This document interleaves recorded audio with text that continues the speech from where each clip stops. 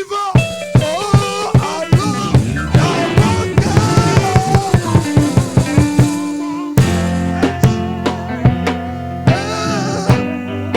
Mon esprit qui te loue.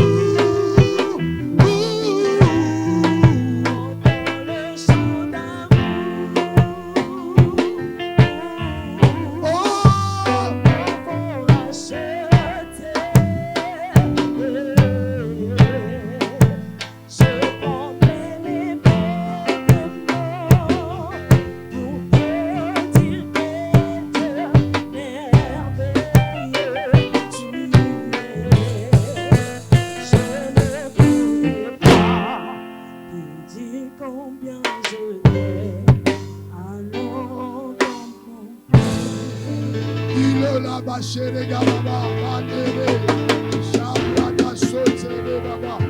Nous t'aimons de tout notre cœur, Jésus. Tu es l'amour de notre vie, tu es l'amour de notre vie. Sans toi, la vie n'a pas de sens. Sans toi, nous sommes rien. Nous voulons te lever ce matin. Nous voulons te donner ta place. Toi, le maître, l'artisan de notre futur. C'est toi qui crées à nous de vouloir le faire. Ce matin t'appartient, ce premier jour t'appartient. Tu en décides que Jésus reçoit l'offrande de nos prières ce matin. Chandere Baba, Shabrada Baba, Mandere Baba. Seigneur, nous t'aimons. Nous t'aimons Jésus. Nous t'aimons de tout notre cœur. Nous t'aimons Jésus. Nous t'aimons Jésus. Nous t'aimons Seigneur. Nous t'aimons, oh Dieu. Regarde comment nous sommes tous là pour toi Jésus. Jésus, Jésus, Jésus. Seigneur, nous t'aimons. Seigneur, attends le cri du cœur de cet homme, de cette femme. Juste pour te dire combien nous t'aimons Jésus. Nos voix sont élevées pour toi. Nos voix sont élevées pour toi Jésus. Maketebra, c'était des bras d'Achona. Mandarebobo Shayagababa. Derererecha, Mabredo Sete Keba. Darebobo Shate Brada Sonegarabra. Yeradarache. Chez Brada, Manda Bradada. Chez Kebrada da Sotere Barache. Ebrada da Chere de Brada. Ebrada Sote Raba Shikere Baba. Mandere Bache. Mandara Barache. Jésus. Jésus.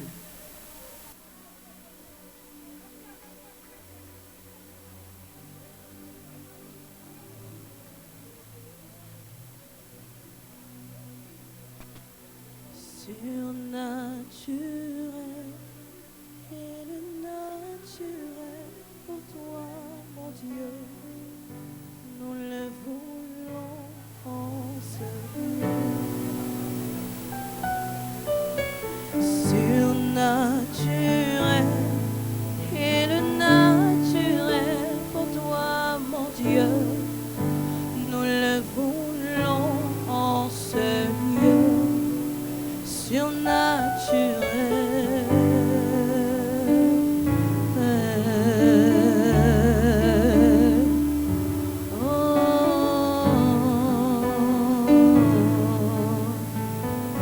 oh, surnaturel, et le naturel,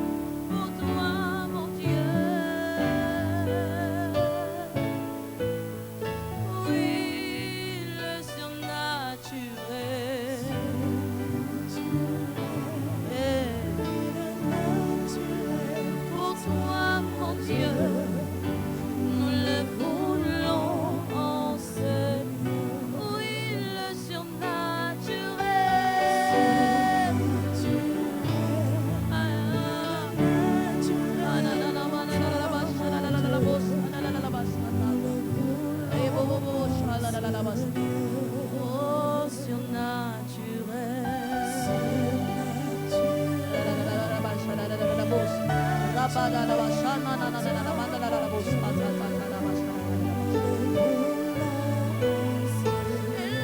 ma voix surnaturelle, qu'il soit activé dans ce lieu pour toi, mon Dieu.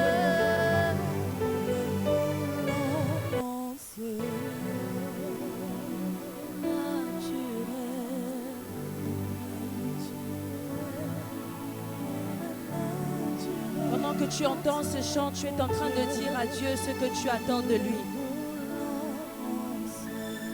Tu es en train de dire à Dieu, je m'attends à toi, je m'attends à un surnaturel divin. Je m'attends à ce que tu parles dans ta parole. Je m'attends à ce que tu me dises quelque chose. Je m'attends à ce que tout en moi soit aiguisé pour recevoir cette parole.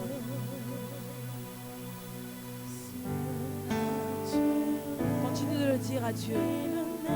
Seigneur, je veux m'attendre à toi encore ce matin. Je m'attends à toi.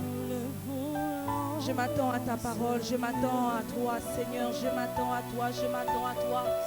Je ne suis pas venue dans ce lieu pour m'attendre à quelque chose d'autre, si ce n'est que pour m'attendre à toi, Seigneur. Nous le voulons,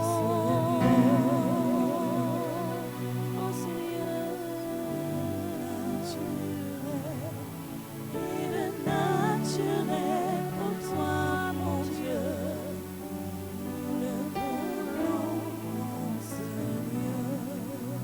Lève ta voix, prie le Seigneur et dis à Dieu encore, Seigneur, j'ai besoin de toi ce matin. Seigneur, j'ai besoin de toi ce matin. Commence à prier le Seigneur là où tu es. Prie dans le nom de Jésus. Prie dans le nom de Jésus. Élève ta voix, prie le Seigneur. Dis à Dieu, j'ai besoin de toi ce matin. Je m'attends à toi, Jésus. Je m'attends à toi. Prie le Seigneur, élève ta voix, prie le Seigneur, dis à Dieu, je m'attends à toi ce matin. J'ai besoin de toi dans ma vie. Je ne sais pas ce par quoi tu passes. Je ne sais pas quels sont les problèmes, les adversités que tu traverses. Mais une chose est sûre, tu as besoin de Dieu. Une chose est sûre, tu as besoin de la main active de Dieu. Une chose est sûre, tu as besoin de voir le mouvement de Dieu. Une chose est sûre, tu as besoin que la main tangible de Dieu te touche. Tu as besoin encore que Dieu te visite. Tu as besoin que Dieu visite ta maison. Tu as besoin que Dieu te fasse du bien. J'aimerais que tu dises, Seigneur, j'ai besoin de toi ce matin. Alléluia. Est-ce que l'Église peut avec moi pousser une offrande d'acclamation?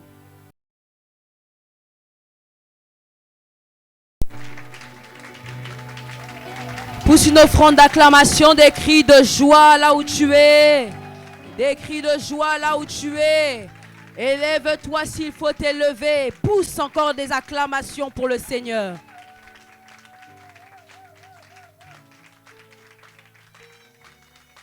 Alléluia. Que Dieu soit loué. Est-ce que tu peux faire ce travail en saluant ton frère, ta sœur? Dis-lui que Dieu te bénisse. Nous passons des moments excellents dans la maison de Dieu, dans la présence de Dieu. Salue ton frère, ta sœur, dis-lui shalom. Bénis ton voisin. Alléluia.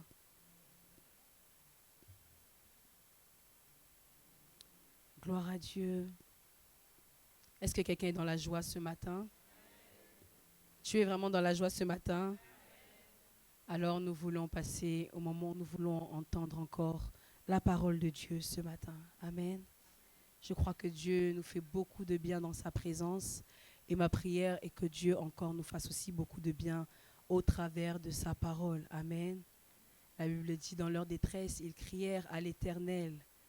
C'est ce que nous avons fait. Et Dieu, en retour, comme réponse, veut envoyer sa parole. Amen. Alors, nous voulons rester debout et dans cet élan, nous allons lire la parole de Dieu. Je nous invite à prendre nos Bibles. Que Dieu soit béni, que Dieu soit loué pour le moment que nous allons passer dans sa présence.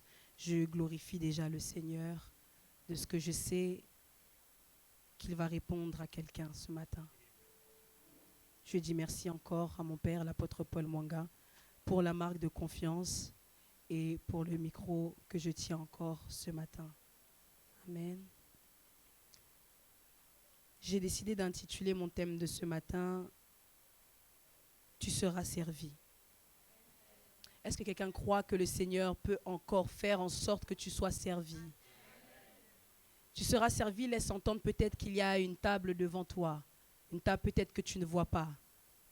Mais je sais qu'il faut que sur cette table, il y ait quelque chose. Amen. Matthieu chapitre 14. Nous pouvons prendre place les adorateurs, merci.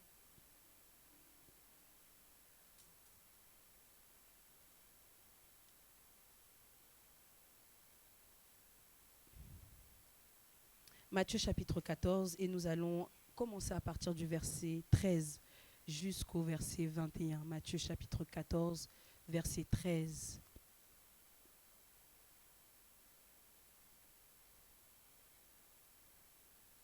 Et celui qui a trouvé la parole peut nous aider dans la lecture. Nous voulons lire la parole de Dieu. Matthieu chapitre 14, verset 13. Amen. À cette nouvelle, Jésus partit de là dans une barque, se retirait à l'écart dans un lieu désert, et là, allez, donnez-leur vous-même à manger. Mais ils lui dirent, et il dit, apportez-les-moi. Il fit asseoir la foule sur l'herbe, prit les 5 pains et les 2 poissons, et, levant les yeux vers le ciel, il rendit grâce. Puis, il rompit les pains et les donna aux disciples, qui les distribuèrent à la foule. Tous mangèrent et furent rassasiés, et l'on apporta 12 paniers pleins des morceaux qui restaient. Ceux qui avaient mangé étaient environ 5000 hommes, sans les femmes et les enfants. Aussitôt après, il obligea les disciples à monter dans la barque et à passer avant lui de l'autre côté. Parole du Seigneur. Amen. Est-ce qu'on peut acclamer pour la parole de Dieu? Nous pouvons prendre place. Je vous relate l'histoire rapidement.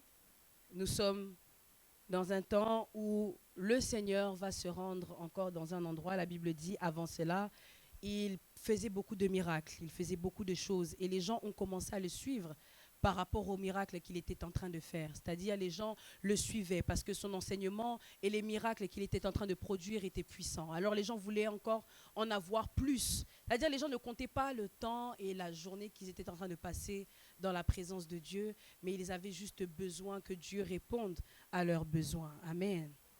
Et la Bible dit, Jésus s'en alla de l'autre côté de la mer de Galilée, de Tibériade. C'est-à-dire qu'il prend un endroit où il va s'en aller, il longe la mer pour pouvoir arriver à cet endroit. Mais la Bible dit, les gens continuaient, malgré le fait qu'il y ait ce long voyage, les gens continuaient quand même à le suivre. Et la Bible dit, une grande foule le suivait parce qu'elle voyait les miracles qu'il opérait sur les malades. Alors là où il arriva sur la montagne, il va s'asseoir avec ses disciples et il va commencer maintenant à enseigner. Et la Bible dit que c'était à un moment donné où la nuit commençait à tomber parce que les jours s'étaient certainement passés, mais à un moment donné, la nuit va arriver. Et donc, on sait tous que quand la journée passe, on a beau être occupé et à faire des activités, il arrive un moment où on a faim. Amen. Et donc, la Bible dit ici qu'à ce moment-là, ils vont commencer à s'inquiéter du problème de nourriture. Amen. C'est bien beau qu'il y ait l'enseignement, les miracles, mais il arrive maintenant le temps où les gens commencent maintenant à avoir faim et donc à réclamer à manger. Est-ce qu'on peut juste me remettre rapidement le verset 14?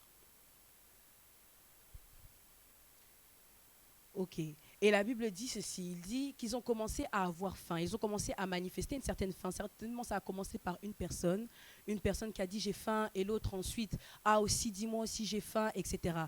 Et donc c'est remonté jusqu'à l'oreille des disciples. Et donc les disciples vont aller voir le Christ et ils vont lui dire écoute, là on a un sérieux problème.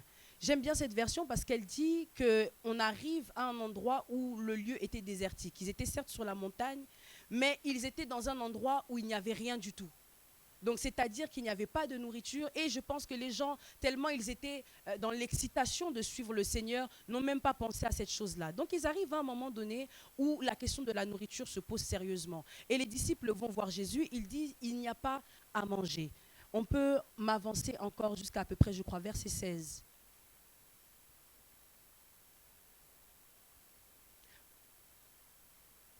Verset 16. Jésus leur répondit, ils n'ont pas besoin de s'en aller. Verset 15. Le soir étant venu, les disciples s'approchèrent de lui et dirent, ce lieu est désert et l'heure est déjà avancée. Renvoie la foule afin qu'elle aille dans les villages pour s'acheter des vivres. C'est-à-dire que la solution que les disciples ont trouvée au problème de nourriture, c'était de renvoyer les gens. Vous me suivez ? Le problème que les disciples ont trouvé dans le problème de nourriture, c'était de renvoyer les gens. Je me suis posé la question lorsque j'ai lu le texte, c'était est-ce que les disciples ont fait même un effort de trouver une solution? Il y avait un problème auquel les personnes qui étaient avec le Christ devaient répondre. Il y avait un besoin que le peuple avait, c'était d'entendre la parole de Dieu et non pas de rentrer chez eux. Ils étaient comblés par ce besoin, mais la nourriture faisait qu'ils étaient empêchés de pouvoir entendre encore plus de cette parole. Et donc les disciples devaient intervenir à ce moment-là pour trouver une solution. Mais la Bible dit que les disciples n'ont trouvé aucune autre solution si ce n'est que de dire au Christ, renvoie-les chez eux. En gros, mettons fin à ces temps d'enseignement, à ces temps de prière, à ces moments dans ta présence. Mettons fin à tout ça et laisse les gens rentrer chez eux pour manger. Est-ce que le besoin de ces gens, c'était de sortir de la présence du Christ et de rentrer chez eux, ou c'était tout simplement qu'on leur donne à manger? Est-ce que quelqu'un est avec moi? Les disciples, en fait, se rendent compte que le lieu est désertique. Il n'y a pas de magasin. Il n'y a pas d'endroit où on peut aller acheter à manger aux autres. Savez-vous qu'il est possible que vous soyez avec Jésus et que vous soyez aussi dans le désert? Savez-vous qu'il est possible que vous soyez avec le Seigneur, que vous marchiez avec lui, que vous entendiez ses enseignements, que vous lisiez la parole, mais qu'à un moment donné dans votre vie, vous arriviez dans un désert? C'est exactement ce qui est en train de se passer. Ils sont dans la présence de Dieu, mais cela ne veut pas dire pour autant qu'ils ne vont pas rencontrer le désert. La présence de Dieu et la vie même en Christ ne veut pas simplement dire que tu ne vas pas rencontrer les difficultés. Le fait que tu sois dans la maison de Dieu ne t'immunise pas face aux difficultés. Le fait que tu sois un homme, une femme de prière ne va pas t'immuniser face à la difficulté. Ces gens-là se retrouvent dans un désert et ils ont faim. Et ils se posent sérieusement la question de comment on va faire pour manger. Et là, les disciples sont en train maintenant de regarder le Seigneur parce qu'ils se disent que certainement toi, tu peux peut-être faire quelque chose. On ne sait pas. Alors, ils lui posent la question, qu'est-ce qu'on va faire? Amen. Les disciples étaient limités, comme nous autres hommes aussi, on peut être à un moment donné limités. C'est-à-dire que parfois on a l'impression qu'on a réponse à tout, mais il y a des situations qui vont nous faire montrer nos vraies limites. Les disciples avaient peut-être l'impression à un moment donné que comme ils marchaient avec le Christ, ils pouvaient avoir la solution à tous leurs problèmes. Le souci, c'est qu'à ce moment-là, il n'y avait pas de solution. Et j'ai trouvé ça étrange que la réponse du Christ a été celle-ci. Le Seigneur va dire quelque chose, verset 16. Il dit, ne les renvoie pas dans leur maison. Il dit, ils n'ont pas besoin de s'en aller. J'ai posé la question tout à l'heure en demandant, est-ce que ces gens-là avaient besoin de s'en aller ou est-ce que ces gens-là avaient juste besoin qu'on leur trouve une solution? Parfois, on renvoie des gens parce qu'on a les mauvais motifs ou on a les mauvais questionnements ou du moins on ne se pose pas les bonnes questions. Les disciples ont pensé que comme ils avaient faim, ils allaient s'éloigner de la parole. Mais ces gens avaient soif et besoin de la parole. Ils avaient juste besoin qu'on puisse les nourrir. Bien-aimés dans le Seigneur, parfois, tu vas tout simplement dans ton désert trouver la seule solution, la seule solution que tu vas trouver plutôt dans ton désert, c'est de rejeter les autres. Quand tu es dans un désert, tu as besoin que les gens puissent répondre à des solutions, à des problèmes. Tu as besoin que les gens puissent venir vers toi. Mais la seule chose que toi, tu vas faire comme réponse automatique, ça va être de rejeter les autres. Amen. Et ici, c'était plus facile pour les disciples de dire, Seigneur, on les rejette comme ça. Ils n'ont pas à chercher des solutions. C'est-à-dire que parfois, dans le désert, Dieu va t'amener à chercher une difficulté. Dieu va dire ici, il va dire, ils n'ont pas besoin de s'en aller et il va dire, donnez-leur vous-même à manger. C'est-à-dire que dans l'histoire, le Seigneur s'attendait à ce que ce soit les disciples qui sortent la nourriture. Vous m'avez compris? C'est-à-dire ici, le Seigneur était là. Comme Dieu peut être présent au milieu de nous, comme Dieu peut être présent quand nous l'invoquons. Mais l'attente du Seigneur dans ce que nous faisons parfois, c'est que nous puissions agir. Quand là où nous sommes en train de dire à Dieu d'agir, Dieu attend parfois peut-être que ce soit toi qui agisses. Parfois, le fait que nous puissions être avec Dieu, on a quand même, on va dire, ce côté-là où on a souvent tendance à abandonner ou à se dire que comme il est là, il va tout faire. Parfois, la facilité, c'est de se dire, je laisse à Dieu le contrôle. La facilité, c'est de se dire, Dieu est maître de tout. La facilité, c'est de se dire, Dieu va gérer ma situation. La facilité, c'est de se dire, je sais que Dieu est au contrôle. Bien aimé, Dieu peut être au contrôle, mais parfois, Dieu attend que toi, tu prennes le contrôle.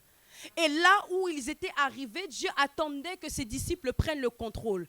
Et la chose qui m'a encore plus étonnée, la Bible me parle d'une autre version encore, là on n'en parle pas, c'est le livre de Jean. Est-ce qu'on peut me mettre rapidement le livre de Jean, chapitre 6 ? Jean, chapitre 6. Ils n'ont pas de solution sur le moment, mais il y a quelque chose. La Bible dit qu'ils avaient 200 deniers. Donc ils avaient de l'argent. Ils avaient quelque chose dans les mains. Peut-être que 200 deniers n'allaient pas suffire pour le nombre de personnes qu'ils étaient, mais ils avaient peut-être déjà quelque chose. Ils avaient un début de solution. Ils disent au Seigneur, renvoie-les vers les villages à côté. Ça veut dire qu'il y avait un moyen de pouvoir s'approvisionner. Mais les disciples ont regardé peut-être à la distance, ils ont peut-être regardé, je ne sais pas, plusieurs autres choses, et ils se sont dit, non, comme il y a le Seigneur, on ne va rien faire. Bien-aimés de Dieu, laissez-moi vous dire ce matin que Dieu attend de nous que nous puissions faire des choses. Vous m'entendez ? Le Seigneur attend de toi que tu puisses faire quelque chose. La Bible dit, ils avaient 200 deniers dans les mains. C'est-à-dire que le Seigneur va leur dire, on ne va pas les renvoyer. Vous avez peut-être quelque chose ou vous avez peut-être le moyen, alors faites-le. Amen. Parfois, Dieu va agir seulement à cause de notre inactivité. Dieu ne va pas agir parce qu'il voit qu'il est bon qu'il agisse, mais Dieu va agir parce qu'il voit qu'il y a un besoin et que nous ne sommes pas capables de répondre à ce besoin. Ou du moins que nous n'avons pas compris que c'était à nous d'agir dans ce besoin. Alors Dieu va répondre, on va dire, comme par défaut à la solution. Amen. Donc, chose grave, ils avaient de l'argent, mais pas assez. Jean 6 au verset 1. Est-ce qu'on peut me mettre rapidement Jean 6, on va commencer à partir du verset 8. Jean 6, verset 8. Un des disciples, André. Là, c'est la version de Jean. Dans la version de Matthieu, ils étaient en train de dire, c'est les disciples, sans dire qui de ces disciples-là avait dit au Seigneur qu'il y avait un besoin. Mais dans le livre de Jean 6, la Bible dit, un de ses disciples, André, frère de Simon-Pierre, lui dit, il y a ici un jeune garçon qui a 5 pains d'orge et 2 poissons, mais qu'est-ce que cela pour tant de gens? Amen. Est-ce que quelqu'un peut dire après moi un garçon? Est-ce que quelqu'un peut regarder son voisin et dire il y avait un garçon dans la foule? Chose que j'aime bien ici, c'est que Jean 6 va mettre en lumière que André va apporter la solution là où d'autres n'avaient pas de solution. C'est-à-dire qu'il ne va même pas apporter la solution, en réalité, il va suggérer quelque chose. Amen. Savez-vous que Dieu, avec vos petites suggestions, peut faire de grandes choses? Savez-vous que lorsque vous soufflez à l'oreille de Dieu une petite chose, Dieu peut la faire devenir plus grande? André va venir vers le Seigneur. Ils vont voir qu'ils ont 200 deniers. Mais peut-être que les disciples avaient ce côté-là où ils ne réfléchissaient pas beaucoup. Alors André va dire, bon, ce n'est pas grave, on a l'argent, mais peut-être pas assez pour tout le monde. Je propose une solution ici. Il y a un jeune garçon dans la foule. Il y a un garçon dans la foule qui a 5 pains et qui a 2 poissons. J'aime parce que Jean 6 ne précise pas qui était ce garçon. On ne précise pas son identité, on sait juste que c'était un jeune garçon. Il avait quel âge? Il habitait où? Il était avec ses parents? Il n'était pas avec ses parents? On n'a pas l'information. Amen. Ce garçon-là avait quelque chose. Est-ce que tu peux répéter après moi quelque chose? Là, je vais commencer maintenant à parler. La Bible dit que ce garçon avait quelque chose avec lui. C'est-à-dire, ce garçon-là, j'ai cherché à connaître son identité. J'ai regardé si dans la Bible, il y avait une autre version où on parlait de lui, où on disait son nom. J'ai commencé à chercher et à me questionner de quelle origine ou qui était-il? Est-ce qu'il croyait en Jésus? Qui était-il? J'ai commencé à me poser des questions sur l'identité de ce garçon. Mais la Bible me montre ici que ce garçon n'avait pas d'identité. Il n'était même pas chef, il n'était pas disciple, il n'était pas apôtre, il n'était n'était pas PDG, il n'avait pas une grande entreprise, il n'avait pas quelque chose de spectaculaire, mais il avait quelque chose. Amen. Je suis en train de parler à un homme, une femme qui est en train d'écouter ma voix ce matin. Et je suis en train de te dire que peu importe ce que les hommes peuvent dire, peu importe qu'on te connaisse, qu'on ne te connaisse pas, tu as quelque chose en toi. Je suis en train de dire à quelqu'un qui est en train de m'écouter, peu importe la taille que tu fais, le sexe que tu as, le domaine dans lequel tu travailles, dans lequel tu es, le milieu que tu fréquentes, tu as quelque chose dont les gens auront toujours besoin. Je crois que tu ne m'as pas compris. Ce garçon était dans la foule. On parle d'une foule de 5000 personnes. On a réussi à localiser un petit garçon dans une foule de 5000 personnes. Nous ne sommes même pas le tiers, le quart, même la moitié de 5000 personnes. Dans la foule qu'il y avait, on localise un jeune garçon. Je ne pense pas, je ne sais pas s'il tenait les pains et les poissons sur un plateau. Il y avait 5000 personnes et on arrive à voir ce jeune garçon. Je suis en train de dire à quelqu'un ce matin, malgré la foule, malgré le monde, malgré la queue, malgré toutes ces choses-là, on finira par te remarquer au nom de Jésus. Tu ne m'as pas compris. Je suis en train de dire à quelqu'un, même s'il y a une foule, même s'il y a beaucoup de prétendants, même s'il y a une liste qui est aussi longue que cette salle, je suis en train de dire à quelqu'un, on finira par te localiser et on te finira par te localiser plutôt, non pas parce que tu dois être localisable, mais on te localise à cause de ce que tu as. Regarde ton voisin, dis-lui qu'est-ce que tu as. Regarde ta voisine, dis-lui qu'est-ce que tu as. La Bible dit, il y a ce garçon parmi 5000 hommes, 5000, et dites-vous qu'on ne comptait pas les femmes et les enfants. Alors combien était-il au-delà des 5000? Alors on dit dans les 5000, je pense que c'était comme un brouillard, il y avait trop de monde. On arrive à localiser ce jeune garçon-là. La Bible dit, le disciple André va voir ce jeune garçon-là. Laissez-moi vous dire, bien-aimés, il y a des choses qu'on fait par précipitation. Je vais vous expliquer pourquoi. La Bible dit, c'est André qui a localisé le garçon. Le garçon savait que les gens avaient faim. Il pouvait venir vers le Seigneur et dire, moi, j'ai une solution à apporter au problème. Moi, je peux contribuer à quelque chose. Le garçon n'est pas venu malgré ce qu'il avait. C'est André qui l'a localisé, c'est André qui l'a vu et qui lui a dit, j'ai besoin de toi. Bien-aimé dans le Seigneur, parfois tu vas vouloir te faire remarquer alors que ce n'est peut-être pas ton temps, ce n'est pas ton moment. Je parle à quelqu'un. On ne se fait pas remarquer juste parce qu'on a quelque chose et qu'on a l'impression injustement de ne pas être validé. On ne se fait pas remarquer parce que je sais que je fais plus que l'autre et c'est bizarre parce qu'on calcule toujours les autres mais moi on ne me calcule pas. Non, ça c'est vouloir se mettre en avant l'heure. Et tous ceux qui se mettent en avant l'heure finissent toujours par se brûler les ailes. Tous ceux qui veulent toujours se mettre en avant l'heure vont finir par rater même le moment de leur heure. Et quand le moment de leur heure va arriver, ce sera déjà le temps de leur fin. Parce qu'ils n'auront pas su saisir le temps dans lequel Dieu travaille pour eux.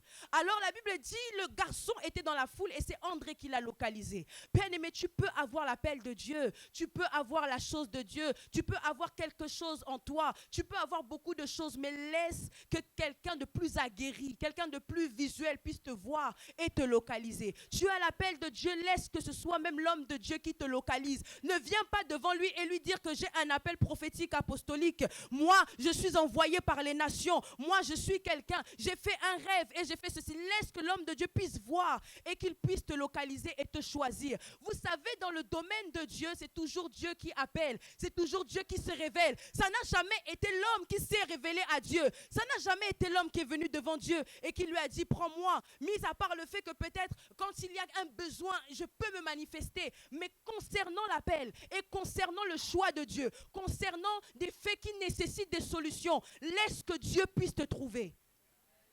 Je parle à quelqu'un. Laisse que Dieu puisse te trouver, bien-aimé. Je parle à quelqu'un ce matin, je crois. Regarde ton frère, ta soeur, dis-lui, laisse-toi trouver par Dieu. Il n'était pas apôtre, il n'était pas prophète, il n'avait pas de titre. Parfois, tu cherches le titre, mais c'est la mauvaise chose que tu cherches. Cherche à regarder ce qu'il y a plutôt en toi. La bonne question, ce n'est pas de se dire à quoi je suis appelé, qu'est-ce que je suis censé faire. La bonne question, c'est de se dire qu'est-ce qu'il y a en moi. Qu'est-ce que j'ai avec moi? Qu'est-ce qui peut porter en moi? Qu'est-ce qui peut être la solution en moi? C'est la bonne question qu'il faut se poser. J'aimerais que quelqu'un ce matin encore regarde son frère, sa soeur, dis-lui qu'est-ce que toi tu as. Tu es focalisé sur ce qui n'est pas important. Il n'est pas un grand homme, mais il a 5 pains et 2 poissons. Il n'est pas quelqu'un d'élevé, mais il a 5 pains et 2 poissons. Il n'est pas quelqu'un qui a une renommée, mais il a 5 pains et 2 poissons. Il n'est pas quelqu'un de connu, mais il a 5 pains et 2 poissons. Il n'est pas quelqu'un de très élevé, mais il a 5 pains et 2 poissons. Il était peut-être même insignifiant dans son habillement, mais il avait 5 pains et 2 poissons. Laisse-moi te dire, bien-aimé, que ceux qui sont en train de te regarder dans l'apparence vont finir par te regarder à cause de ce que tu as. Ceux qui se disent que tu n'as rien vont finalement un jour avoir besoin de toi. Et lorsque ton besoin répondra à leur problème, ils sauront t'estimer à la valeur que tu as. Le titre ne qualifie pas, c'est ce qu'on a qui nous qualifie. Si tu n'es pas qualifié, bien-aimé, c'est parce qu'il y a un problème avec ce que tu as. Il faut regarder ton bagage, il faut regarder ce qu'il y a à l'intérieur de toi. On ne regarde, ou du moins on ne surestime, on ne valorise que ce qui a du poids. Je parle à quelqu'un. Tape ton frère, ta soeur, dis-lui j'ai la chose. Ne tape pas si tu n'as pas la chose. Si tu as la chose, tu le tapes, celui de gauche, de droite. Celui qui ne répond pas, tu lui dis j'ai la chose. Peut-être que je suis insignifiant dans cette église, mais peut-être la chaise sur laquelle tu es assis, c'est ton frère qui l'a achetée. J'ai dit j'ai la chose. Je ne suis peut-être pas sur cette chair comme moi, mais peut-être que la chair sur laquelle je suis en train de prêcher, c'est toi qui l'as achetée. Tu as les 5 pains et les 2 poissons que moi je n'avais pas. Tu as les 5 pains et les 2 poissons que ton frère, ta soeur n'avait pas. Peut-être que quelqu'un ici se sent insignifiant, mais il y a peut-être quelque chose de toi qui fait que Dieu soit glorifié dans les cieux aujourd'hui. Je parle à quelqu'un. Je suis en train de dire ce matin, là où les hommes ne t'avaient pas donné ta valeur, là où tu avais été comme dévalorisé, là où tu avais été comme défiguré, je prie dans le nom de Jésus, que le Seigneur te redonne encore ton identité, ta valeur et ta position au nom de Jésus-Christ de Nazareth. Alors que nous sommes en train de mettre un pied dans le mois de septembre, je suis en train de dire à un invisible ce matin, que tu sois maintenant rendu visible au nom de Jésus. Je suis en train de dire à quelqu'un qui ne se faisait pas voir, qui pensait que c'était comme l'humilité, laisse-moi te dire, bien-aimé, que ce n'était que Dieu qui te cachait. Et je prie dans le nom de Jésus, que maintenant tu sois une réponse à une solution. On ne voit que ce qui est une solution. Laisse que les gens te valorisent selon la solution que tu es. Dieu a trop longtemps été ta solution pour toi. Il faut maintenant que toi tu deviennes une solution pour les autres. Je prie au nom de Jésus-Christ de Nazareth. Je déclare dans la vie de quelqu'un maintenant, alors que tu vas sortir de cet endroit, la solution va te trouver et tu vas devenir encore une source pour ta famille au nom de...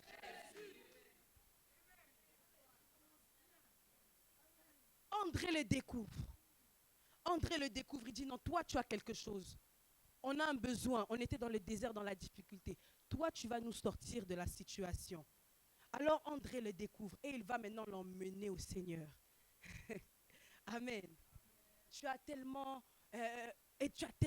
été invisible, tu as tellement été oublié. Il est temps maintenant que ta lumière brille. La Bible dit, lève-toi car ta lumière brille. Bien-aimé, je suis en train de parler à quelqu'un. Il faut que tu te lèves, il faut que tu aies quelque chose ou que tu travailles la chose qui est en toi pour que ta lumière puisse briller. Parfois, il y a des lumières qui sont éteintes parce qu'on a quelque chose, mais dans le sac. Amen. Si réellement tu as quelque chose, c'est que automatiquement tu seras la réponse à un besoin, un jour ou un autre. Alors ne te précipite pas à te dire pourquoi ça fait tant d'années que moi, on ne me remarque pas dans cette famille. Pourquoi moi, automatiquement si tu as quelque chose, on aura besoin de cette chose. Parce qu'il n'y a rien que Dieu mette sur le monde, sur la terre des hommes qui ne soit inutile. C'est l'homme qui se rend inutile tout seul. Mais Dieu ne l'a pas rendu initialement inutile.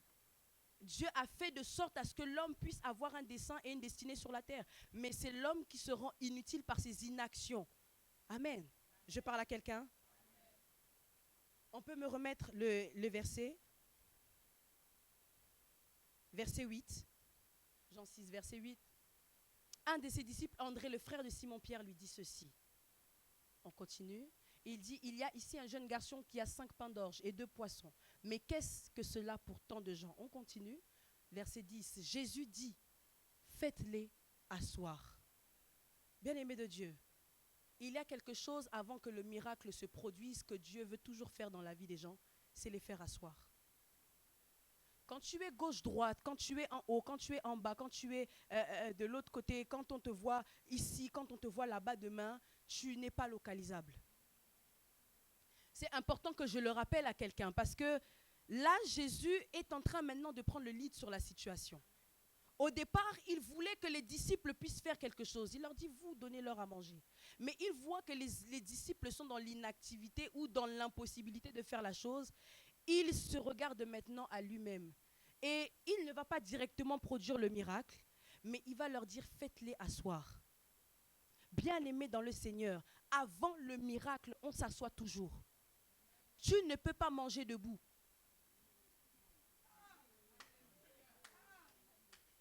Je parle à quelqu'un. Tu ne peux pas manger debout. On mange, on est assis, on est confortable, on digère bien et après on se lève. Il y a des gens qui mangent dans la rapidité et souvent ce que tu manges en marchant, ça part vite. Soit tu n'es pas rassasié ou soit ta digestion se passe mal parce que tu manges debout. Tu n'as pas pris une position correcte pour manger. Je parle à quelqu'un. Quand on te voit de gauche à droite, en haut, en bas, toi tu penses que tu es à la recherche de ta solution. Non, la solution exige d'abord à chaque personne qu'il soit assis. Assis dans la foi, assis dans sa stabilité, assis dans sa vie, assis dans sa chrétienté, assis dans sa vie de prière, assis. Non, tu dois être assis pour bien manger. Je suis en train de répondre à la question de quelqu'un qui se disait pourquoi je n'ai pas mon miracle. Parce que tu n'es pas assis. L'irrégularité, ce n'est pas être assis. Je suis irrégulier, de temps en temps, je suis là. Tu n'es pas assis. Parce qu'on peut prendre ta place quand tu n'es pas là. Je parle à quelqu'un. Quand j'ai besoin de recevoir la chose de Dieu, je dois être assis obligatoirement. Il dit, faites-les asseoir. Jésus pouvait faire le miracle, mais il voulait d'abord que les gens soient assis. Le miracle peut être fait, mais lorsque les gens sont assis, ils ont conscience du miracle. Vous comprenez? On peut faire un miracle comme ça. On peut donner à quelqu'un comme ça aussi instantanément, surnaturellement comme ça. Mais les gens n'auront pas la conscience de ce qui est en train de se faire dans leur vie. Or, quand les gens sont assis, quand les gens sont stables, on a le moyen de pouvoir leur donner quelque chose. Assieds-toi, bien-aimé. Regarde ton frère, ta soeur, dis-lui, assieds-toi. Jésus ne pouvait pas opérer tant que les personnes n'étaient pas assises. C'est là que tu trouveras le miracle. La question où tu te demandes pourquoi je ne reçois pas, c'est parce que tu n'es pas assis. Tu es trop en train de courir partout. Marie avait compris ce secret. La Bible dit qu'elle était au pied du Seigneur. Marthe courait partout. Elle était à gauche, à droite, elle faisait la cuisine, elle rentrait dans le salon, elle servait les gens. Mais le Seigneur regarda Marie, dit, toi tu as choisi la bonne part. Marthe était partout, donc elle voulait vraiment tout faire. Elle pensait qu'elle faisait bien. Tu penses que tu fais bien quand tu vas de gauche à droite parce que tu es à la recherche d'une solution. Tu te dis c'est la bonne chose. Je suis en train de te dire que c'est faux et archi faux. La chose qu'il faut faire, c'est s'asseoir pour recevoir. Marie était au pied du Seigneur. Elle l'attendait, elle l'entendait, elle parlait. Et c'est ce qui a fait d'ailleurs que Lazare a été ressuscité à cause d'elle. Parce que c'est ça qui a engendré le miracle dans la vie de Lazare. Marie était assise. Et à cause de Marie, Dieu a fait en sorte que Lazare ressuscite. Il n'a pas ressuscité Lazare parce que Lazare était son ami. Lazare était d'abord l'ami de Marie. C'est Marie qui a connecté Jésus et Lazare. Je parle à quelqu'un. Tu ne m'as pas entendu. Si c'était toi, tu allais dire à ton voisin, il faut que tu t'assis. Moi, je suis assis. Celui qui ne répond pas, c'est celui qui n'est pas assis. Tu veux te marier, assieds-toi. Tu veux une stabilité, assieds-toi.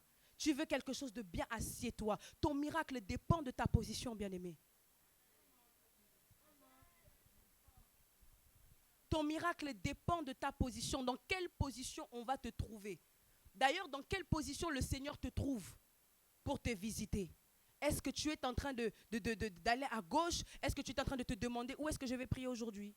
Ou est-ce que tu es en train de faire des choses, etc. Dans quelle position tu es? Le Seigneur doit te localiser et te trouver dans un endroit où tu es assis. Il dit, faites-les asseoir. Amen.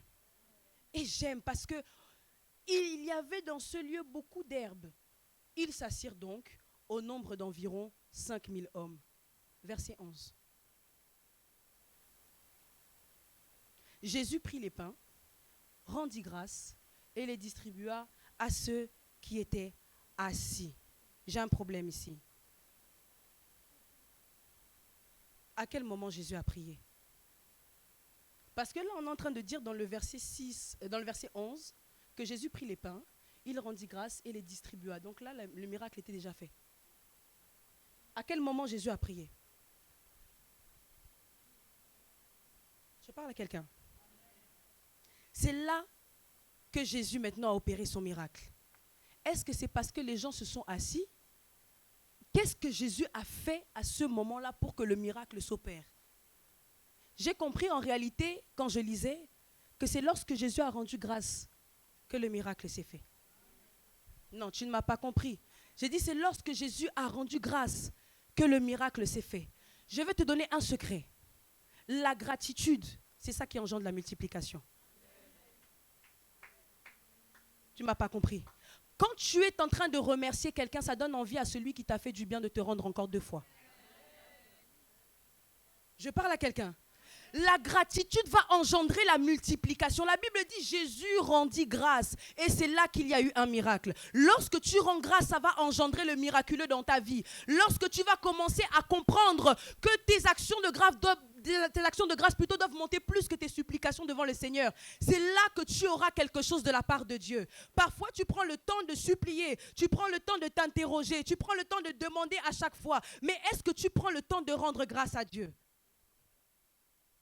Est-ce que je parle à quelqu'un?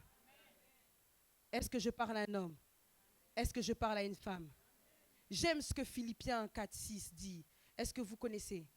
Philippiens 4,6 dit ceci. Il dit, ne vous inquiétez de rien, mais en toute chose, faites connaître vos besoins à Dieu par des prières, des supplications, avec des actions de grâce. Je me mets devant la présence de Dieu, je suis en train de prier. Je prie Dieu, je dis Seigneur, tu es élevé, etc., etc. Je fais des prières, je fais maintenant des supplications. Il y a le moment où je pleure.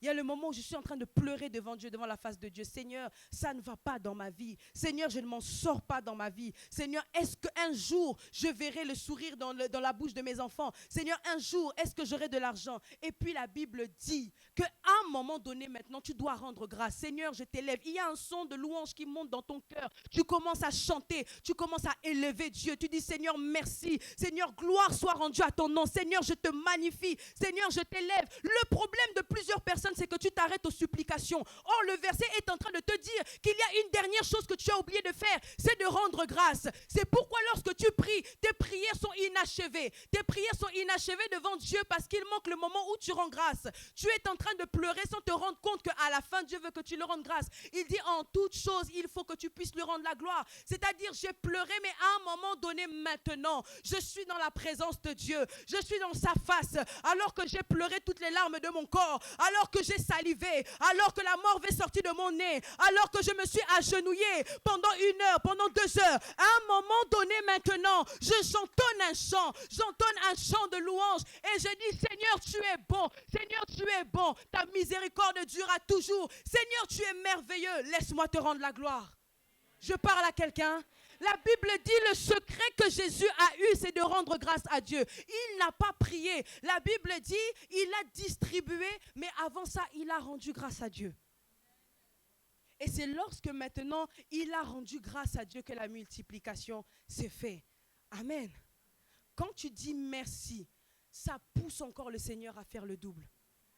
Lorsque les 10 lépreux se sont évacués, le Seigneur a vu qu'il n'y avait qu'un seul lépreux qui est revenu. Et ce lépreux-là a eu le salut. Comprenez que même votre action de grâce peut être salutaire pour votre vie. La Bible dit, il lui dit, ta foi t'a sauvé. C'est-à-dire, il lui fait comprendre en réalité que ce n'est pas le miracle qui t'a sauvé. C'est ta foi parce que tu as compris que tu devais me revenir et me dire merci. C'est ça qui t'a sauvé. Amen. Les 9 autres ont eu le miracle, mais ils n'ont pas eu le salut. Je parle à quelqu'un. Ton attitude aussi peut engendrer le miracle. Tu peux être là, tu as le miracle aussi dans ta vie, mais il n'y a pas de salut. Je parle à quelqu'un. Alors la Bible dit, il rendit grâce. On m'amène encore le chapitre 6 plutôt. au verset 11.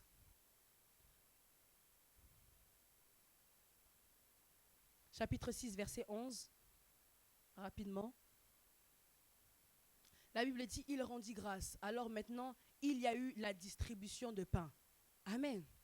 J'aimerais revenir sur un point dans ce verset-là. Il y a quelque chose que le Seigneur est en train de faire. Lorsqu'il rend grâce, les gens récupèrent leur nourriture. Et puis je me suis encore posé cette question. Je me suis dit, pourquoi André a décidé qu'avec 5 pains et 2 poissons, le Seigneur pouvait multiplier? Comment est-ce que André savait que lorsqu'il allait donner au Seigneur 5 pains et 2 poissons, il y allait avoir la multiplication? On peut se dire parfois que oui, on sait que le Seigneur est capable de tout, mais nous savons tous qu'en tant qu'homme, on peut douter aussi de ce que le Seigneur est capable de faire. Quand bien même on est en train de dire que le Seigneur peut tout faire, que Jésus peut tout faire, que Dieu est capable de tout, il y a des moments où on se retrouve à douter suffisamment de la main de Dieu. On se dit comment ces choses peuvent-elles arriver? Amen. Alors André, quand il va donner la solution, il y a quelque chose encore qui va m'échapper ici, c'est que il va lui donner les 5 pains et les 2 poissons, mais il y avait plus de 5000 hommes. Comment savait-il que le Seigneur allait pouvoir multiplier ça? Amen. Pose la question à ton frère, à ta sœur, comment le Seigneur pouvait-il savoir ça? Et je vais te répondre là tout de suite. La Bible dit que le Seigneur faisait déjà des miracles. Dans le premier verset, on dit le Seigneur faisait déjà des miracles. Il guérissait sûrement les malades, il faisait marcher les paralytiques, etc. Mais il n'avait pas encore vu le Seigneur transformer ou du moins multiplier quelque chose. Ils avaient vu le Seigneur guérir les malades, faire voir les aveugles, mais ils n'avaient pas vu le Seigneur faire multiplier des choses de ses mains. Amen. Parfois, on peut limiter la main de Dieu, on peut limiter le miracle. Alors, je me demandais maintenant sérieusement comment il a su que le Seigneur allait pouvoir multiplier cela. Et je me suis rendu compte que le Seigneur avait déjà fait un miracle un peu pareil avant cela. Amen. Est-ce que tu peux me pousser à avancer? La Bible dit dans Jean 2 que le Seigneur est parti faire un miracle aux noces de Canaan. Il y avait l'ordonnateur du repas qui avait un besoin particulier. Il y avait l'ordonnateur du repas qui avait besoin qu'on puisse encore ramener un peu plus de vin. Il avait besoin que dans sa fête, les gens se réjouissent. Les gens avaient arrêté de se réjouir. Et le Seigneur va ordonner. Il va prendre les outres qui étaient pour l'ablution. Il va prendre cette eau-là et il va la changer en vin. Il va dire aux disciples, allez maintenant rendre à l'ordonnateur du repas ces outres. Et lorsqu'il va les rendre, maintenant le vin va sortir.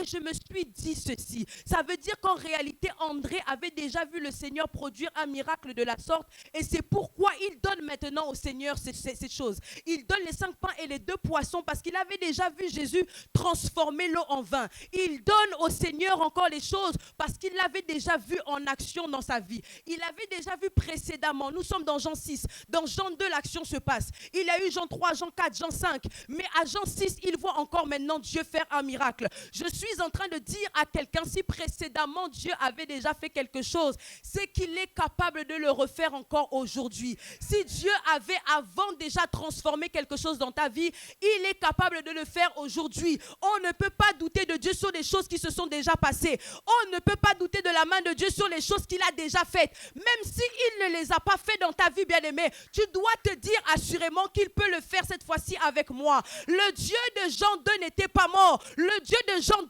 qui avait encore changé l'eau en vin était capable maintenant de changer le pain en poisson. Il était capable de prendre les pains et les poissons plutôt de les multiplier. Le Dieu de Jean 2 a fait encore en Jean 6.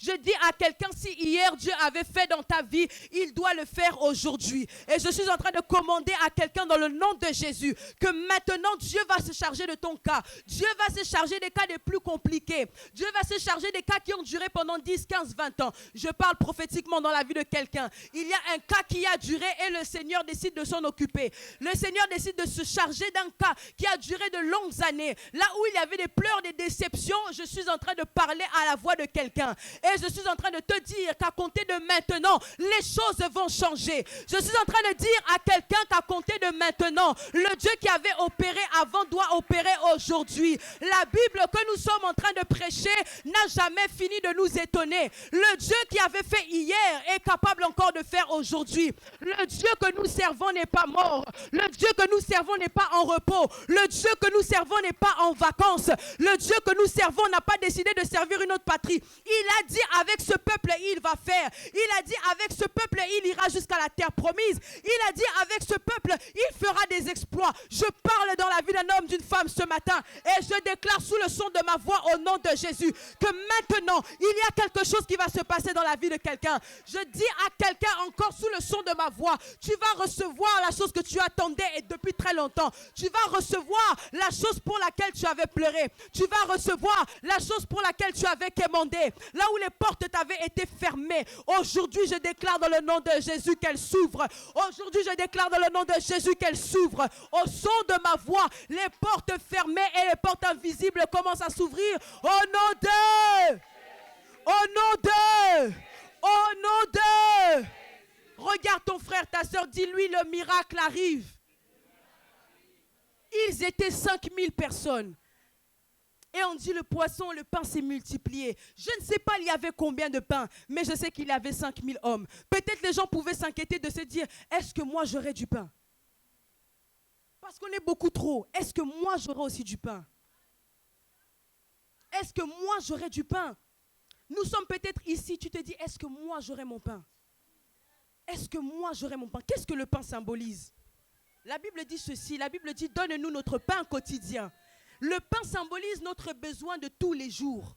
Le pain symbolise ce dont nous avons besoin. C'est-à-dire chaque jour, le Seigneur est censé te donner ton pain quotidien. S'il y a des années et des mois où tu n'as pas reçu ton pain, là où les démons s'étaient chargés de capturer ton pain, je lance encore maintenant une avalanche de pain dans ta vie. Je lance une avalanche de pain dans la vie de quelqu'un. Je lance une avalanche de pain dans la vie de quelqu'un. Là où les sorciers de ta famille avaient gardé ton mariage, là où les sorciers de ta famille avaient gardé ton équilibre, ta stabilité, je dis au nom de Jésus-Christ de Nazareth ce matin, ton pain te sera rendu, ton pain te sera rendu, ton pain te sera rendu, ton pain te sera rendu. Oh, je ne parle pas du pain que tu manges chaque jour, je parle de ce pain quotidien que le Seigneur est censé te donner. La Bible dit lorsque vous priez, vous êtes censé dire donne-moi notre pain quotidien, donne-nous notre pain quotidien. Je veux que ce matin, dans ta prière, tu réclames ton pain parce que le Seigneur maintenant va ouvrir les cieux et déclencher une avalanche de pain au nom de Jésus-Christ. Donne-moi mon pain quotidien. Il y a des gens qui ne mangent plus parce qu'ils n'ont plus de pain. Il y a des gens qui ne se nourrissent plus parce qu'ils n'ont plus de pain. Il y a des gens qui pleurent chaque jour. C'est le manque de pain qui fait ça. Et les gens se sont chargés de garder, de capturer ton pain. Ça doit finir ce matin. Ça doit finir ce matin. Ce matin, tu dois récupérer ce qui t'appartient. Tu dois récupérer ton pain. Je parle dans la vie de quelqu'un. Tu dois récupérer ce qui t'appartient.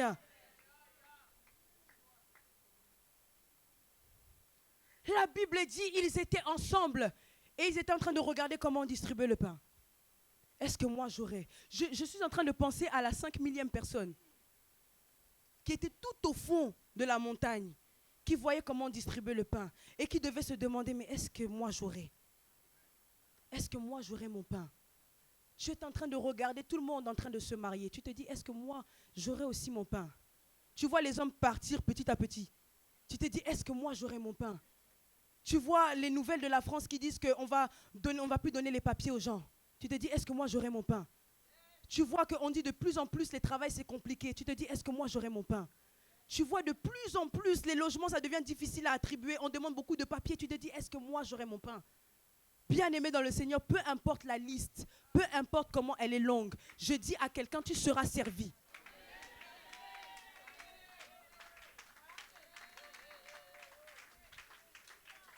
Peu importe comment la liste est longue, peu importe la liste d'attente.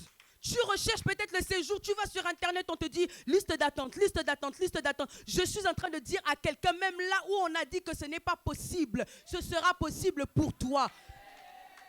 Là où on a dit ce n'est pas possible pour toi, ce sera possible pour toi. Tu es juste en train de regarder les autres en train d'être distribués de leur pain. et tu te demandes s'il y aura suffisamment pour toi.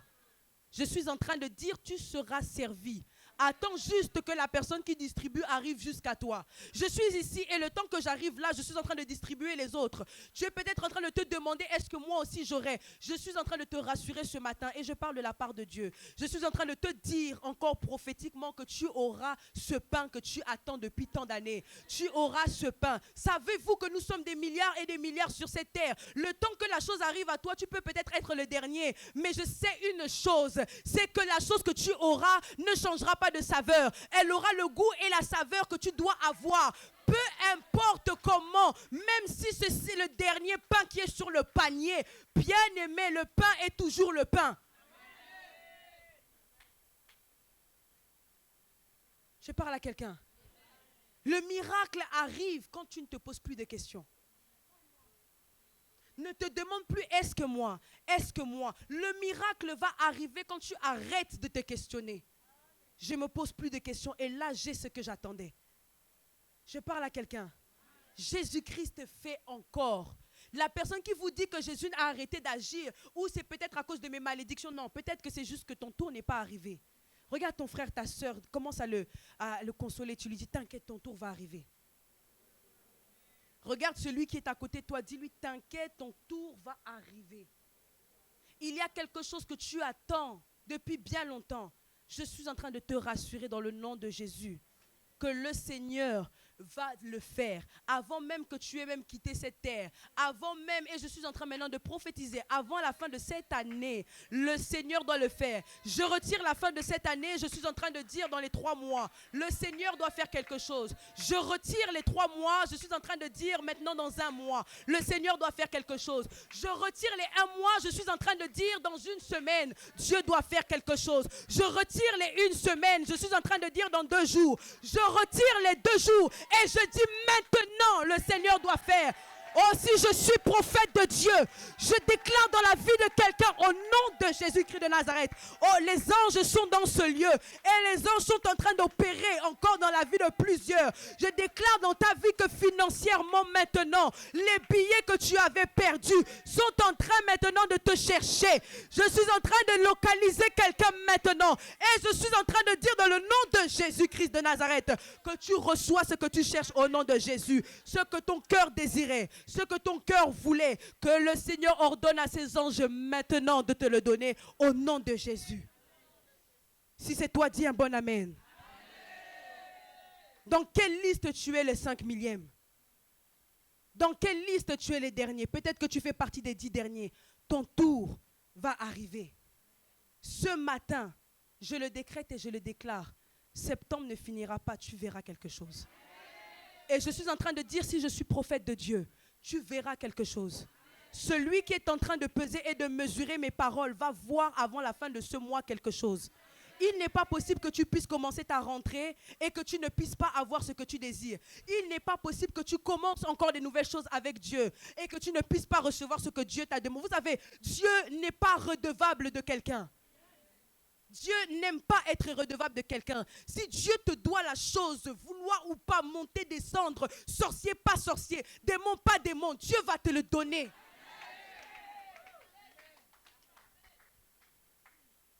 Je parle à quelqu'un. Dieu ne gaspille pas sa parole. Dieu ne gaspille pas son pain. La Bible dit à la fin, il restait encore beaucoup de pain. Et Jésus va dire ramassez-les. Parce que notre Dieu ne gaspille pas son pain. Je parle à quelqu'un. Je vais exagérer ma parole. Je vais dire le pain qui reste encore qui te soit donné. Le reste qu'il te soit donné. Que les miettes te soient données, qu'ils soient répandus, qu'ils te soient donnés. Les pains ne vont pas retourner au Seigneur, ils doivent rester sur la terre. Tes miracles et tes bénédictions ne doivent pas retourner au ciel, ils doivent produire sur la terre. Ton miracle et tes bénédictions ne seront pas utiles au ciel. Ils doivent être utiles sur la terre. Est-ce que j'ai parlé à quelqu'un? Lève-toi, nous allons prier et tu vas acclamer le Seigneur. Acclame le Seigneur, acclame ton Dieu. Tu seras servi ce matin. Tu seras servi. En septembre, le Dieu de notre alliance, le Dieu de notre Père, l'apôtre Paul Mwanga, va te servir au nom de Jésus. Lève tes mains, nous voulons prier. Le surnaturel et le naturel pour toi, mon Dieu. Nous le voulons en ce lieu. Le surnaturel et le naturel pour toi, mon Dieu. Nous le voulons en ce lieu. Le surnaturel. Et le naturel pour toi, mon Dieu. Nous le voulons en ce lieu. Chante comme quelqu'un qui est en train de chercher sa bénédiction. Le surnaturel. Et le naturel pour toi, mon Dieu. Nous le voulons. Nous le voulons en ce lieu. Oh, le surnaturel. Oh. Tu es en train de déclencher une action spirituelle dans ce lieu. Tu es en train encore de faire descendre l'armée des anges dans ce lieu en invoquant le surnaturel. Lorsque tu es en train de chanter, tu es en train de dire à Dieu ceci. Seigneur, opère une action surnaturelle. Multiplie ce pain dans ma vie. Oh, le surnaturel et le naturel.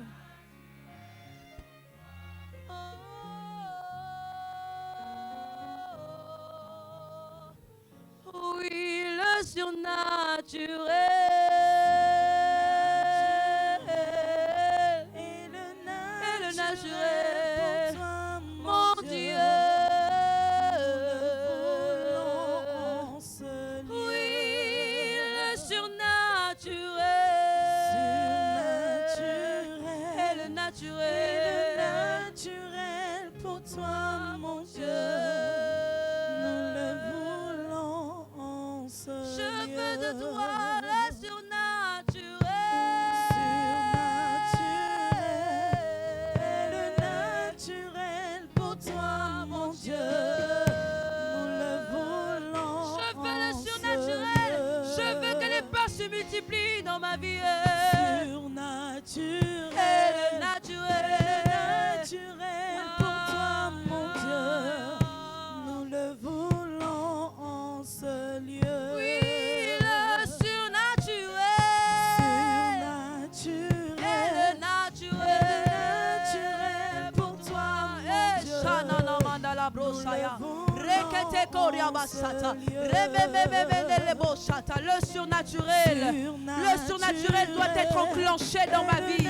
Parce que j'ai entendu cette parole, elle doit enfanter un miracle dans ma vie maintenant. Oh, je veux vivre la main de Dieu. Le surnaturel. Surnaturel. Et le naturel pour toi, mon Dieu. Nous le Nous le voulons. voulons en ce lieu.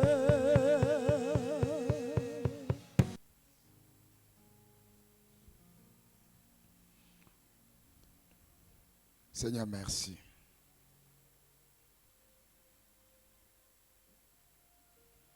Tu nous as servi ce matin. Chacun a pris selon ses besoins, selon ses désirs.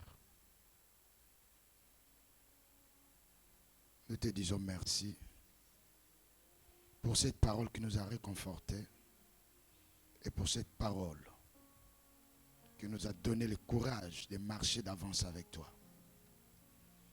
Au nom de Jésus-Christ, nous disons 3 fois Amen. Est-ce qu'on peut acclamer le Seigneur?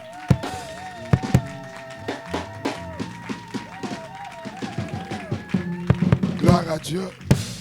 Installez-vous. Regarde ton voisin. Dis à ton voisin, ne sois pas pressé, tu seras servi. Non, trouve une autre personne. Dis à une autre personne, tu seras servi malgré la multitude.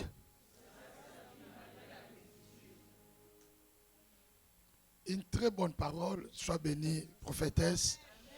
Vous savez, très souvent, on croit que les autres ont récupéré ce qui nous appartient. Et pour moi, j'ai pitié pour la dernière personne. Celui qui était assis, placé, 5e millième personne. Alors, tu ne sais pas, est-ce que ça va arriver? Et des fois, ça nous arrive. Quand tu vois les autres sont servis, sont bénis, les autres se marient, les autres ils ont des enfants, les autres ils ont le travail, ils ont des maisons. Et tout, tu es en train de poser cette question. Alors moi. Et si tu n'as pas le fruit de l'esprit, ça peut commencer à te rendre gris, ou tu peux commencer à mal te comporter, et tu peux commencer à regarder aussi les autres mal. Mais le voisin n'a pas pris ce qui est en toi. Et le voisin n'a pas pris ça. Donc tout le monde était servi à son tour. Dis à ton voisin, ton tour viendra. Donc tu n'as pas bien dit, change une autre personne. Dis à une autre personne, ton tour viendra. Alors, dis, sois patient, patient-toi, hein? Patient, patient. Mais ce qui est merveilleux, avant qu'on te serve, il ne faut pas que tu sois debout. Tu dois faire quoi? Regarde l'autre. Est-ce que dis-toi, tu es assis dans ta foi? Demande-toi. Tu es instable. Tu as des téléphones partout. Tu ne veux pas attendre le nom d'un prophète. Quand tu vois c'est le même prophète sur les réseaux, tu vas chercher son numéro pour demander, est-ce que tu me vois? C'est quoi la situation de ma famille? Parce que tu n'es pas sûr. Hein? Donc tu commences à courir partout. Jésus a dit non, pas debout. Tu veux le miracle? La première des choses, tu dois faire quoi? Tu dois t'asseoir. Est-ce que toi-même, tu es vraiment assis? Tu es partout, partout. Tu cherches quoi? Tu n'auras rien. Les disciples, malgré les liens n'étaient pas favorables, ils ont accepté de s'asseoir. Assis-toi correctement. On va te servir. Alors, nous voulons donner à Dieu une bonne parole. Mérite une bonne offrande. Donne à Dieu une très bonne offrande. Ce que tu avais prévu pour donner à ton Dieu. Ne cherche pas seulement des choses insuffisantes. Et fais un effort aussi d'apprendre à donner à Dieu des bonnes choses. Alléluia. Après dans la stérilité, on lui donna un fils Isaac. Alléluia. Et moi je rappelais à Dieu. Et moi je rappelais à Dieu. Oh, c'est lui qui va revoir mon statut. Yahweh, il va revoir ton statut. Et je n'ai pas dit que c'est ma mère. Je n'ai pas dit mon frère. Ah, car ils ne peuvent rien. Ah, chante, chante, chante, chante, chante, chante. À Dieu. Et moi je rappelle à Dieu. Bien-aimé, chante alléluia.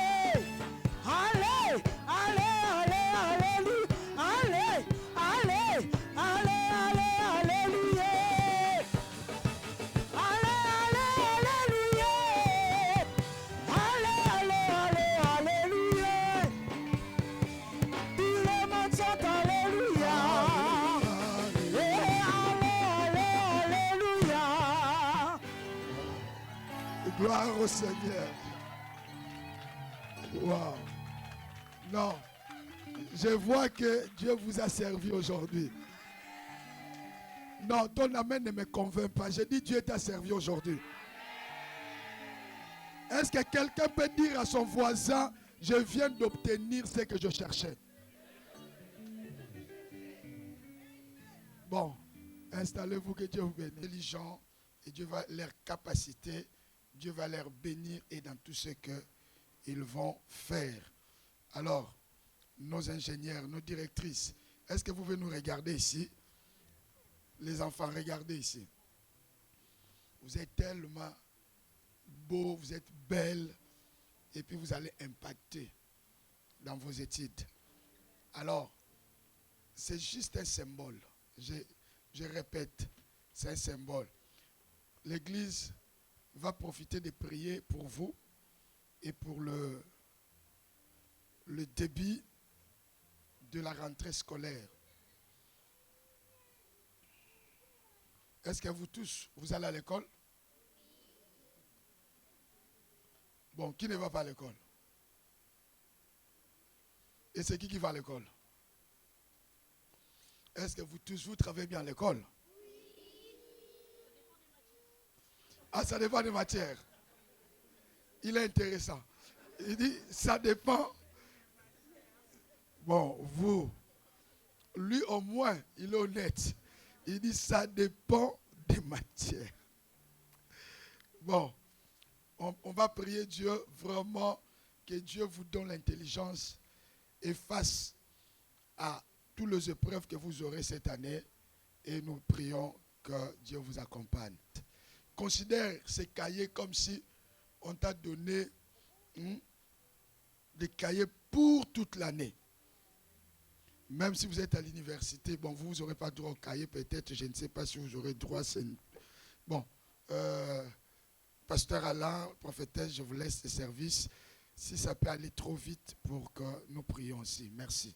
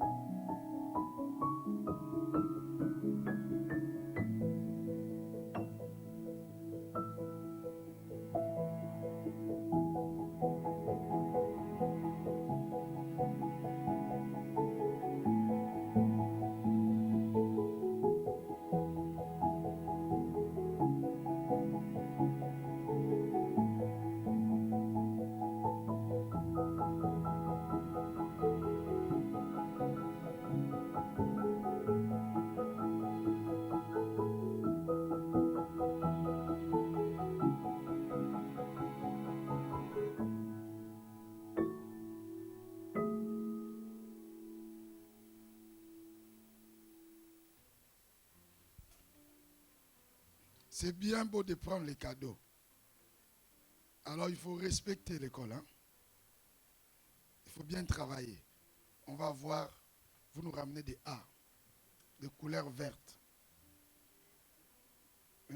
Oui, en réel me dit que moi comme d'hab. Oui, on sait que ça c'est comme d'hab. Hein? C'est compliqué pour toi. Mais tu sais que toi tu fais trop de bêtises à l'école. Hein?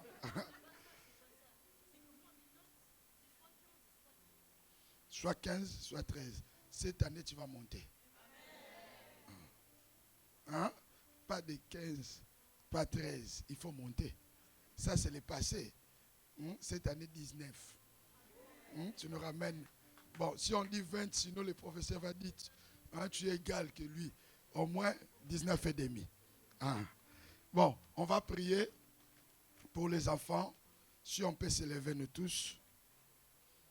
Je vais demander à ceux qui vont à l'école, vous êtes à l'université, au lycée, peut-être vous avez dit ça c'est pour les enfants, les cadeaux, mais la prière c'est pour vous tous.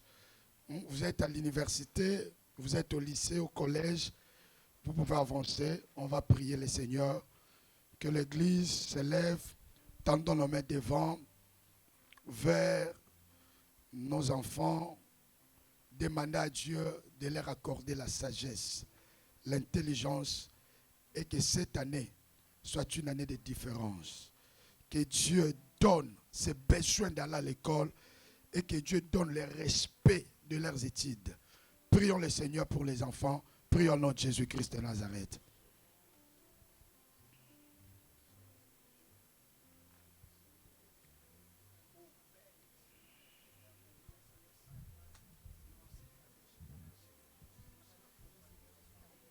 Au nom de... Je vais prier. Tendre Père notre Seigneur, nous voulons te remettre encore, Seigneur Jésus, tous ces enfants, Seigneur, et les plus grands entre tes mains. Seigneur éternel, tu as encore, éternel Dieu, dit, Seigneur Jésus-Christ, encore que nous pouvons tout par celui qui nous fortifie. Seigneur, je prie dans le nom de Jésus que tu puisses fortifier chaque enfant et chaque personne encore qui entreprend des études. Seigneur, je prie dans la formation, Seigneur, et dans le couloir dans lequel ils sont.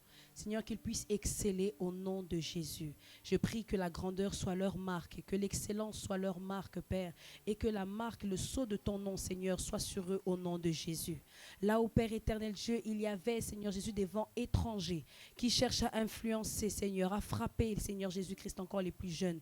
Je prie dans le nom de Jésus, Seigneur, que cette marque, éternel Dieu, ce vent ne puisse pas atteindre, Seigneur, nos enfants au nom de Jésus. Seigneur, qu'ils soient distingués, qu'ils marquent leur génération, qu'ils aillent de gloire en gloire, que la promesse éternelle, Dieu de la grâce et l'intelligence soit sur leur vie au nom de Jésus. Prions, Seigneur Jésus-Christ, encore, afin que tous ces enfants, Seigneur, grands, petits, Seigneur, soient des bénédictions dans leur famille. Seigneur, à cause de l'intelligence et de la sagesse que tu es en train encore de multiplier en eux. Je prie, Seigneur Jésus-Christ, encore que les nations soient bénies, les nations, éternel Dieu, soient impactées, que leur famille soit impactée également au nom de Yeshua. Seigneur, que ton huile coule sur eux, Seigneur Jésus, et qu'elle surabonde. Par ton nom précieux, puissant, nous déclarons ta faveur, ta grâce dans leur vie, et que cette rentrée soit une rentrée de distinction. Au nom de Jésus, nous t'avons ainsi prié. Nous disons 3 fois Amen. On acclame le Seigneur. Alors, nous allons demander que chaque enfant aille auprès de vos parents, vos frères, vos sœurs, restant en haut, et que toute l'église s'élève. Nous voulons clôturer cette réunion pendant que nous avance la table de la Sainte Seine. Père, au nom de Jésus-Christ, je prie pour ce pain, je prie pour cette coupe. Il est écrit, tout est sanctifié par la prière et par la parole. Seigneur, je les sanctifie par ton sang au nom de Jésus-Christ. Tu connais le pâtissier qui a fait cela, tu connais le vigneron, mais Seigneur, nous prions, cela est rentré dans ta maison, que tout soit sanctifié et que tout soit purifié. Au nom de Jésus-Christ, nous voulons manger à ta table. Laisse que ce repas nous apporte la bénédiction et que cela nous introduise dans la nouvelle alliance. Que toutes les mauvaises alliances établies dans nos familles contre nous, qui nous réclament, nous prions au travers de la Sainte Seine que toutes ces réclamations tombent et que nous soyons des hommes et des femmes affranchis, libérés, car la parole de Dieu atteste. Vous connaîtrez la vérité et la vérité vous affranchira. Et si le Fils vous affranchit, vous serez réellement libres. Nous bénissons ce repas au nom de Jésus-Christ. Amen. Alors rapidement, on va circuler le pain. Prenez, servez-vous, servez. Vous pouvez vous servir rapidement. Ne mangez pas encore.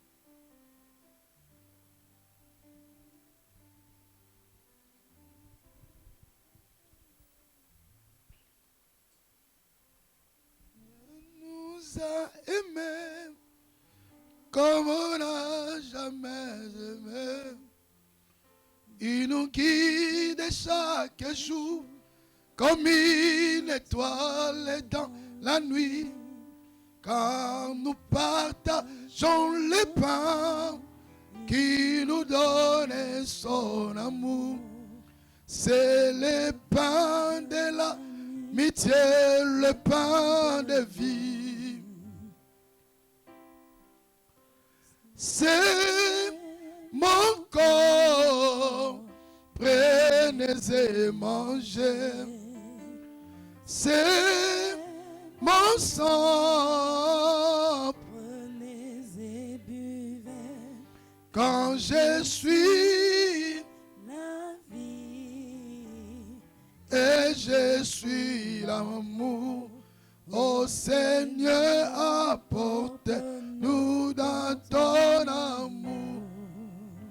C'est mon corps, C'est mon corps. mon corps, Prenez et mangez. c'est mon sang. C'est mon sang. Oh, prenez et buvez. Car je suis la vie et je suis l'amour. Ô Seigneur, emporte-nous dans ton amour. C'est mon corps, C'est mon corps. prenez et mangez. C'est mon sang. Prenez et buvez, car je suis la vie et je suis l'amour. Ô Seigneur, emporte-nous dans ton amour. Tout le monde est servi.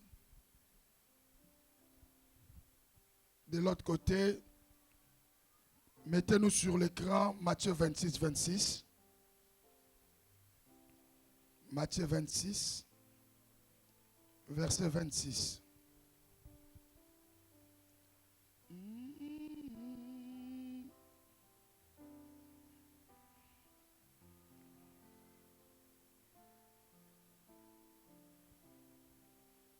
Tout le monde est servi. Matthieu 26, 26.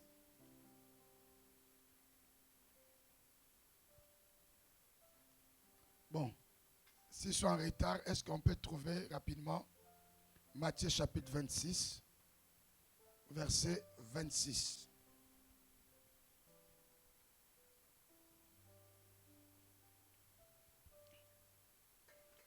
La Bible dit ceci. Pendant qu'il mangeait, Jésus prit du pain et après avoir rendu grâce, il le rompit et le donna aux disciples en disant, prenez, mangez, ceci est mon corps. Verset 27. Il prit ensuite une coupe et après avoir rendu grâce, il la leur donna en disant, buvez-en tous. 28. Car ceci est mon sang, le sang de l'alliance qui est répandu pour plusieurs, pour la rémission des péchés.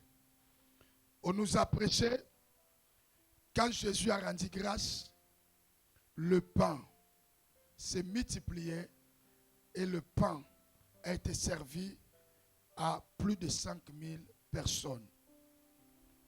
Comme je dis chaque fois, le pain est pain tant qu'il n'y a pas encore la prière. Et quand la prière est entrée, le pain est transformé par la foi, le corps du Seigneur. Prions le Seigneur. Père, au nom de Jésus-Christ, je prie avec foi que ce pain se transforme à ton corps. La Bible dit, après avoir rendu grâce, tu donnas à tes disciples à leur disant, ceci est mon corps. Père, ton corps nous donne la guérison, car la Bible dit, c'est par tes maîtrises nous sommes guéris. Ton corps influence notre corps. Nous voulons dire comme les apôtres, si je vis, ce n'est plus moi qui vis, c'est Christ qui vit en moi. Seigneur, nous les sanctifions. Nous les déclarons avec foi. Cela est devenu ton corps et nous le mangeons avec foi. Car la Bible dit, après avoir rendu grâce, il leur donna en disant, ceci est mon corps, prenez et mangez. Mangeons le corps du Seigneur.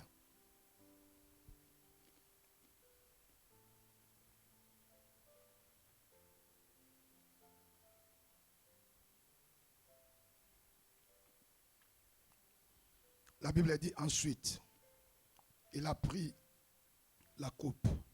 Après avoir rendu grâce, il leur donna en disant, ceci est mon sang. Père, au nom de Jésus-Christ, par la foi, nous prions que ce vin change à ton sang. Toi qui as changé l'eau à vin et tu as transformé le vin à ton sang. Nous prions au nom de Jésus-Christ. La Bible dit, tu nous as rachetés par le prix du sang.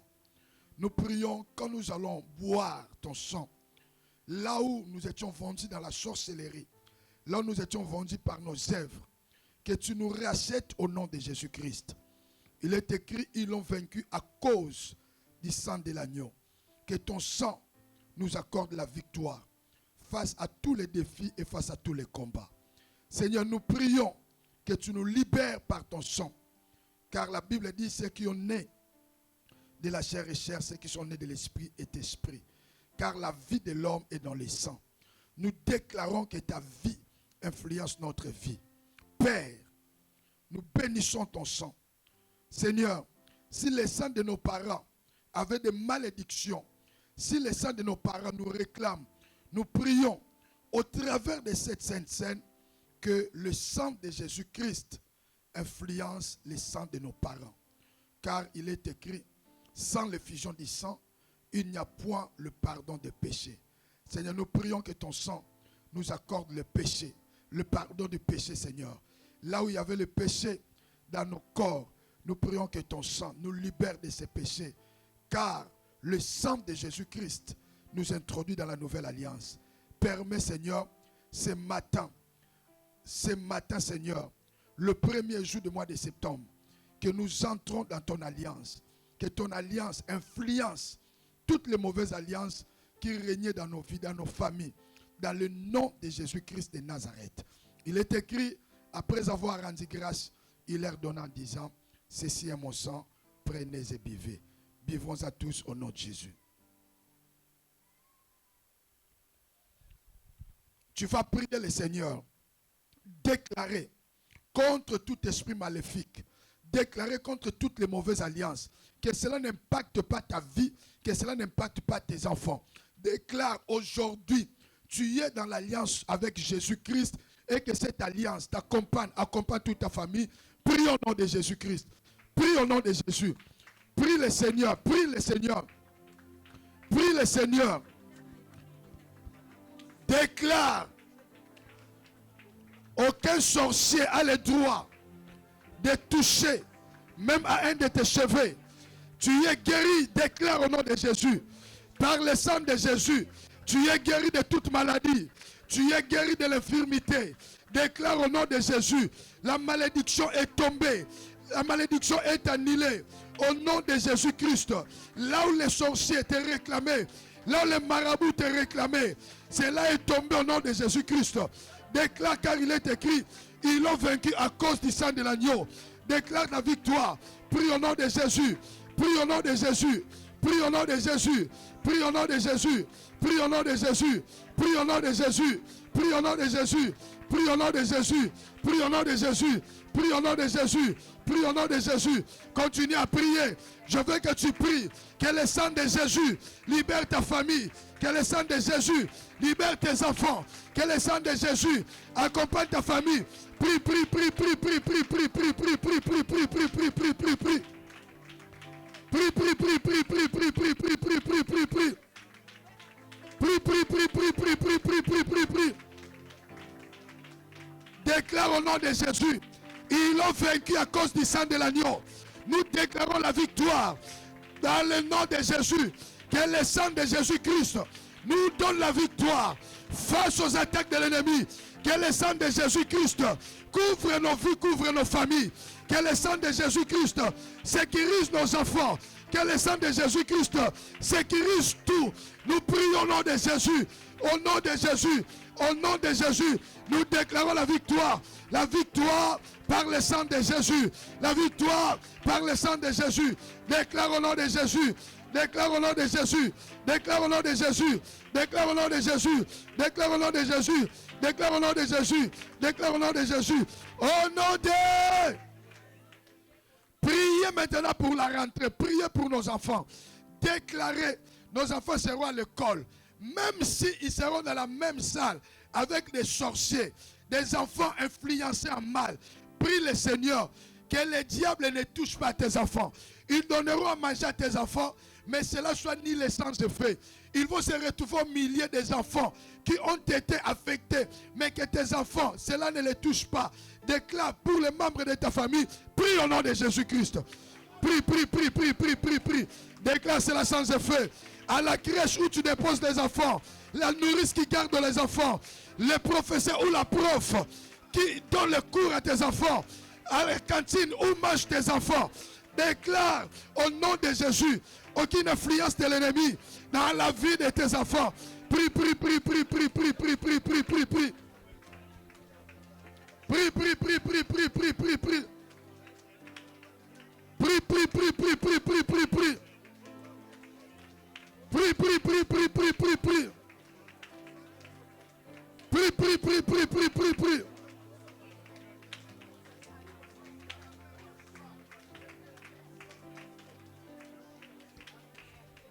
Au nom de... Tu as prié pour les enfants, prie pour toi maintenant. Pour ton travail, là où tu travailles. Tu ne connais pas tes collègues, tu ne connais pas leur état d'âme. Mais déclare pour ce mois de septembre, aucun occultiste, aucun sorcier dans ton environnement a le droit d'opérer. Déclare que la puissance du sang de Jésus-Christ te donne la victoire contre le pouvoir de la sorcellerie. Prie au nom de Jésus-Christ. Prie, prie, prie, prie, prie, prie, prie.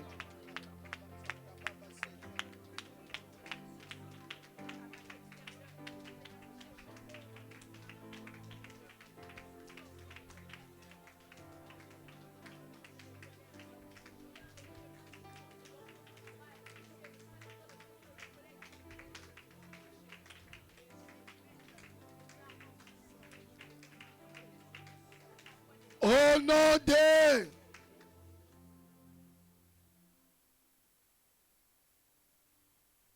Trois fois, merci Seigneur Jésus-Christ. Après moi, au nom de Jésus, l'Éternel est mon berger. Moi, je ne manquerai de rien. Il me fait reposer dans des verts pâturages. Il me dirige près des eaux paisibles. Il restaure mon âme. Il me conduit dans les sentiers de la justice. À cause de son nom. Quand je marche dans la vallée de l'ombre de la mort, je ne crains aucun mal. Car tu es avec moi. Ta houlette et ton bâton me rassurent. Tu dresses devant moi une table en face de mes adversaires. Tu onduiles ma tête et ma coupe déborde. Je le déclare au nom de Jésus-Christ. Oui, le bonheur et la grâce m'accompagneront tous les jours de ma vie. Et j'habiterai dans la maison de l'Éternel jusqu'à la fin de mes jours. 3 fois, Amen. Que Dieu vous bénisse, mon retour.